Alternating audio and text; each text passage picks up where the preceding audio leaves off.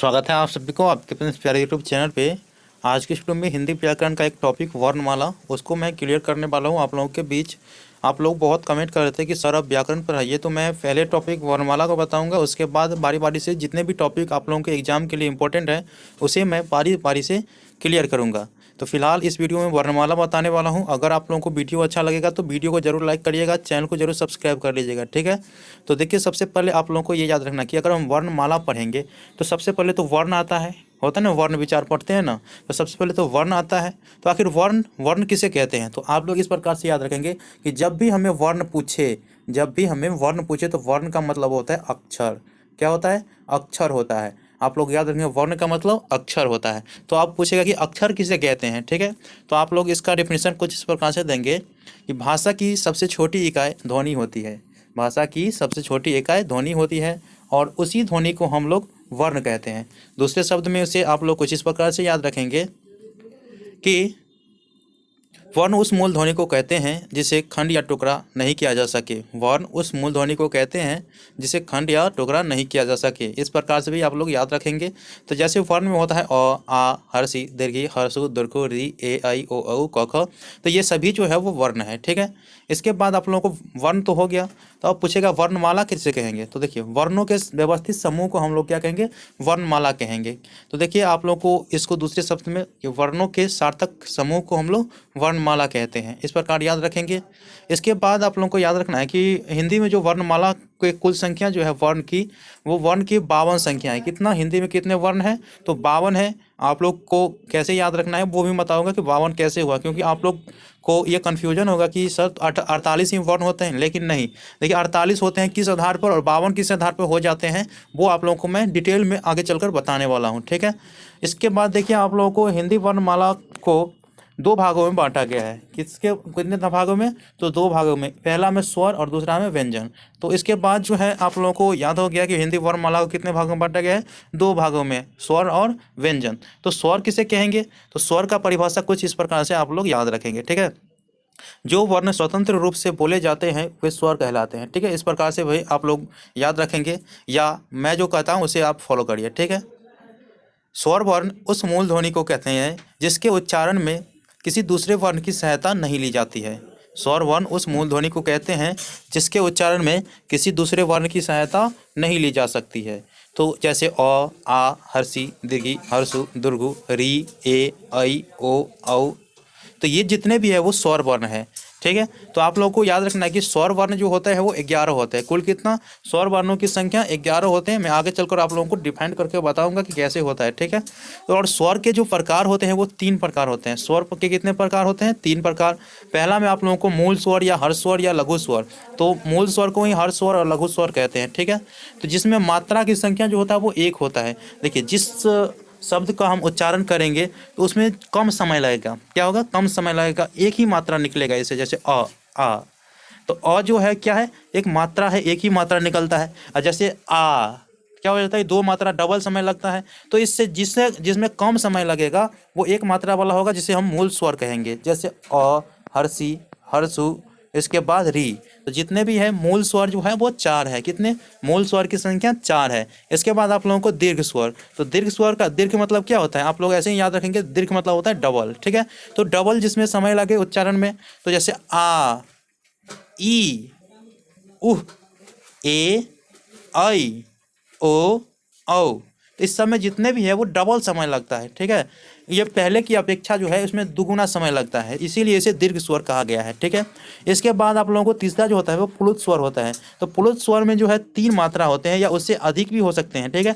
तो प्लुत स्वर को कैसे याद रखेंगे? आप कहिएगा कि सर आपने बताया कि स्वर तो कुल 11 है, तो इसमें तो 11 दो ही में हो गया, एक मूल स्वर में, एक दीर्घ स्वर में।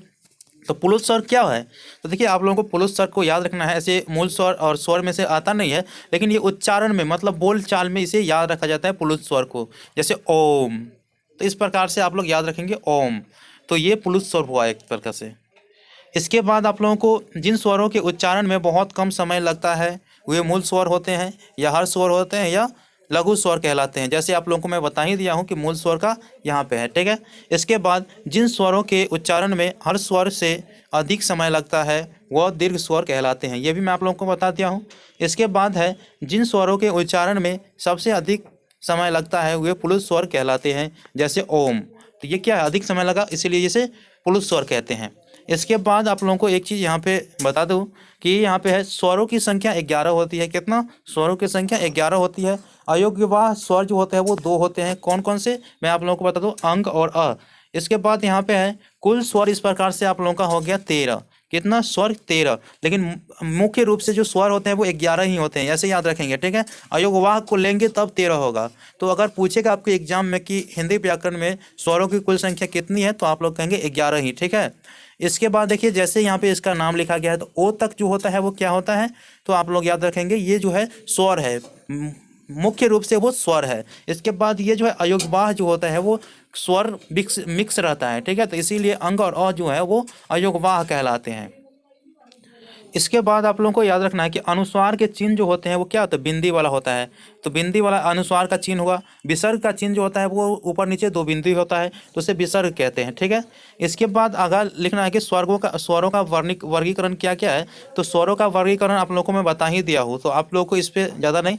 इसके बाद है संयुक्त स्वर का जो स्वर होता है उसका निर्माण कैसे होता है। तो देखिए यहाँ पे जैसे अ जोड़ हर्षी मिल करके ए बनता है। क्या बनता है? अ जोड़ हर्षी मिल करके ए बनता है। ये आप लोगों को एग्जाम में पूछा जाता है कि अ जोड़ ए बराबर क्या होता है, या अ जोड़ ई बराबर क्या होता है, अ जोड़ आ बराबर क्या होता है। ये आप लोगों के एग्जाम में पूछा जाता है, इसीलिए इसे आप ये 4 को याद रखेंगे कि अ जोड़ ए बराबर अगर पूछे तो आई कहना है, अ जोड़ ऊ बराबर कहेंगे तो औ कहना है, और अ जोड़ ओ बराबर कहेंगे तो ओ कहना है। तो इस प्रकार से याद रखेंगे आप लोग, ठीक है। इसके बाद आप लोगों को यहाँ पे आ जाता है कि स्वरों के उच्चारण स्थान, इसके बारे में मैं आप लोगों को आगे बताऊंगा। इसके बाद देखिए अब स्वर तो आप लोग जान गए, व्यंजन बारे में जान लेते हैं। तो व्यंजन देखिए, व्यंजन आखिर कहेंगे किसको, ठीक है। तो जो वर्ण स्वरों की सहायता से बोले जाते हैं व्यंजन वर्ण कहलाते हैं। क्या कहेंगे? जो वर्ण स्वरों की सहायता से बोले जाते हैं उसे व्यंजन वर्ण कहते हैं। या तो इसको दूसरे भाषा में याद रखेंगे कि जिस वर्ण के उच्चारण में स्वर वर्ण की सहायता ली जाती है उसे व्यंजन वर्ण कहते हैं। ये जो है 6 प्रकार के होते हैं। व्यंजन वर्ण कितने प्रकार के होते हैं? 6 प्रकार के होते हैं। कैसे याद रखेंगे? तो देखिए स्पर्श व्यंजन होता है। क्या होता है? स्पर्शी को स्पर्श व्यंजन कहते हैं। उसके बाद जो होता है उचित, या यहाँ पे जो द्विगुण व्यंजक होता है, व्यंजन होता है, वो होता है। उसके बाद जो है अनुनासिक व्यंजन होता है जिसे नासिक कहते हैं। इसके बाद अंतःस्थ वर्ण होता है, व्यंजन होता है। इसके बाद उसमें व्यंजन होता है, संयुक्त व्यंजन होता है। इस प्रकार से वे 6 प्रकार के व्यंजन होते हैं। तो देखिए आप लोगों को कैसे याद रखेंगे कि स्पर्श व्यंजन किसे कहेंगे। तो देखिए स्पर्श व्यंजन जो क से लेकर के क से लेकर के और म तक जितने भी वर्ण आएंगे वो स्पर्श व्यंजन होता है। क से लेकर के म तक, क का क ख ग घ च छ ज झ प फ ट ठ त थ प फ, तो जितने भी आएंगे 25 गो वो स्पर्श व्यंजन होंगे, ठीक है। तो स्पर्श व्यंजन की कुल संख्या 25 होती है, आप लोग याद रखेंगे। इसके बाद उत्क्षिप्त या द्विगुण व्यंजक, तो उत्क्षिप्त को हम कहेंगे आप लोगों को जैसे इस प्रकार से र लिखते हैं कि नहीं लिखते हैं, एक र ऐसे लिखते हैं ना, बड़ा वाला र। इसके बाद इस प्रकार से भी ढ लिखते हैं, ठीक है। तो ये दोनों क्या हो गया? द्विगुण व्यंजन हो गया, ठीक है। इसके बाद है आपको अनुनासिक। अनुनासिक तो देखिए क ख के लास्ट वाला अंग होगा अनुनासिक में, ठीक है। इसके बाद च छ के लास्ट वाला य होगा। इसके बाद आप लोगों का आ जाएगा ट ठ के लास्ट वाला न होगा, त त के लास्ट वाला न होगा। इसके बाद प फ के लास्ट वाला जो होगा वो न होगा। तो इस प्रकार से आप लोग अनुनासिक को याद रखेंगे, ठीक है। और यहाँ पे एक लाइन है कि प्रत्येक वर्ग का 5वां वर्ण होता है अनुनासिक। तो आप लोग इस प्रकार से याद रखेंगे तो अनुनासिक जो होता है वो 5 गो हो गया, ठीक है। इसके बाद जो है आप लोगों का अंतःस्थ व्यंजन। तो अंतःस्थ व्यंजन आप लोगों को य से लेकर के और व तक जितने भी व्यंजन आएंगे जैसे य र ल व, तो ये जो है अंतःस्थ कहलाता है, जिसकी संख्या 4 होती है, ठीक है।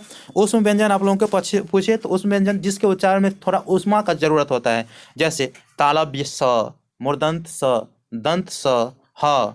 तो इसमें उष्मा का उच्चारण में जो होता है उष्मा का सहायता ली जाती है, इसीलिए अंतःस्थ कहेंगे तालव्य स, मूर्धन्य स, दंत स, ह। तो इसकी भी संख्या 4 होते हैं। और संयुक्त व्यंजन के बारे में बात करें तो संयुक्त व्यंजन में क्या होता है कि व्यंजन और व्यंजन के मेल से बनता है संयुक्त व्यंजन, ठीक है। जैसे अक्ष, त्र, ज्ञ, स्र, तो ये 4 होते हैं, अक्ष, त्र, ज्ञ और स्र। तो इस प्रकार से हमने बता दिया आप लोगों की कि स्वर वर्ण कितने होते हैं, व्यंजन वर्ण कितने होते हैं, और स्वर में कितने प्रकार होते हैं, व्यंजन में कितने प्रकार होते हैं, सभी चीज़ बताया। स्वर में जो प्रकार होते हैं उसमें कितने वर्ण आते हैं, व्यंजन में जो प्रकार होते हैं उसमें कितने कितने वर्ण आते हैं, मैंने सभी चीज़ के बारे में आप लोगों को बता दिया हूँ। इसके बाद मैं आप लोगों को बता दूँ कि यहाँ पे वर्ण तालिका ये मैं आप लोगों को आगे वीडियो में बताऊँगा, और जितने भी इंपॉर्टेंट टॉपिक है मैं आप लोगों को क्लियर करूँगा। और व्यंजन वर्ण जो होते हैं वो कुल 33 होते हैं। कितना आप लोगों को याद रखना है, मूल रूप से जो व्यंजन वर्ण होंगे वो 33 ही होते हैं, ऐसा आप लोग याद रखेंगे, ठीक है। तो जानकारी अच्छा लगा तो वीडियो को लाइक करिए, चैनल को सब्सक्राइब करिए। मिलते हैं अगले वीडियो में, तब तक के लिए धन्यवाद। जय हिंद, जय भारत।